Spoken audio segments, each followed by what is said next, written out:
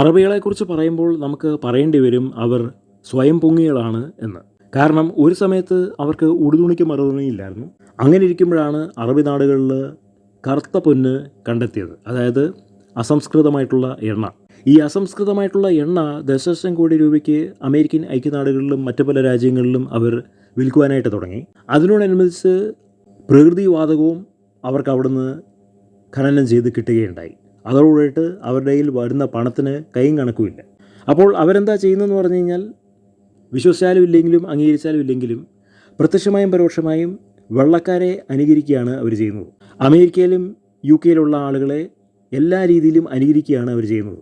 അവരുപയോഗിക്കുന്ന പോലത്തെ ആഡംബര കാറുകൾ, അവരുടെ നഗരങ്ങളുടെ പാരഡി ഡമ്മി നഗരങ്ങൾ സൃഷ്ടിക്കുക, അവരെ പോലെ ആകാനായിട്ട് ശ്രമിക്കുക, അവർ രാജ്യത്ത് പോയിട്ട് സ്ഥലങ്ങളും നിലങ്ങളും വാങ്ങുക, ആഡംബര നൗകകൾ വാങ്ങുക, ഹോട്ടലുകൾ വാങ്ങുക, അങ്ങനെ അവരെ പോലെ ആകാൻ വേണ്ടിയിട്ട് അറബികൾ ശ്രമിച്ചുകൊണ്ടിരിക്കുകയാണ്. ഇപ്പോൾ നമ്മൾ ഈ ഫോട്ടോയിൽ കാണുന്നത് ഒരു ഇന്ത്യൻ വ്യവസായിയെ ദുബായ് പോലീസ് അറസ്റ്റ് ചെയ്തു എന്നുള്ള ഒരു വാർത്തയാണ്. അദ്ദേഹം കോടീശ്വരനായിട്ടുള്ള ഒരു വ്യക്തിയാണ്. അദ്ദേഹം ബുഗാട്ടി വേറോനൊക്കെ സ്വന്തമായിട്ട് വാങ്ങാൻ ശേഷിയുള്ള ഒരു വ്യക്തിയാണ്. 5 എന്ന ഒറ്റ അക്ക നമ്പർ പ്ലേറ്റ് ദുബായിൽ 33 ദശലക്ഷം ദിർഹത്തിനാണ് അദ്ദേഹം വാങ്ങിയത്.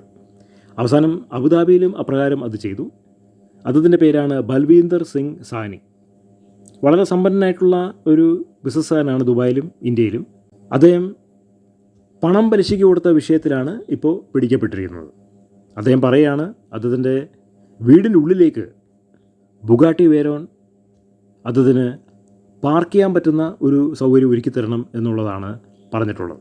അപ്പോൾ ദുബായിൽ വന്നിട്ട് ഇന്ത്യക്കാരനായിട്ടുള്ള ഒരാൾ നെഞ്ചു വിരിച്ചിങ്ങനെ നടക്കുന്നത് അറബികൾക്ക് അത്രയും മാത്രം ഇഷ്ടപ്പെടില്ല. പിന്നെ സ്വയം പൊങ്ങികളുടെ സ്വർഗ്ഗരാജ്യമാണ് ദുബായ്. ഇതുപോലുള്ള ഒരുപാട് പണക്കാരും പണം ഉണ്ടെന്ന് പറഞ്ഞ് അഭിനയിക്കുന്നവരും കാണിക്കുന്ന എല്ലാവിധ കോപ്പറേറ്റീവ്തരവും ദുബായിൽ നമുക്ക് കാണാനായിട്ട് കഴിയും. കയ്യിൽ പണം ഉണ്ടെന്ന് പറഞ്ഞിട്ട് അവരതിങ്ങനെ മറ്റുള്ളവരെ പ്രദർശിപ്പിച്ചുകൊണ്ടിരിക്കുകയാണ്. പണക്കാരുടെ ഏറ്റവും വലിയ പോരായ്മ അതാണല്ലോ.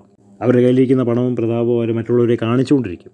അങ്ങനെ കാണിച്ചുകൊണ്ടിരുന്നിട്ടാണ് അവർ ആരാധകരെ സൃഷ്ടിക്കുന്നത്, അല്ലെങ്കിൽ കാണിച്ചുകൊണ്ടിരുന്നിട്ടാണ് അവർ ഒരുപാട് ബന്ധങ്ങൾ സൃഷ്ടിക്കുന്നത്. അപ്പോൾ അങ്ങനൊരു അമളിയാണ് നമ്മുടെ ഈ കച്ചവടക്കാരന് പറ്റിയത്.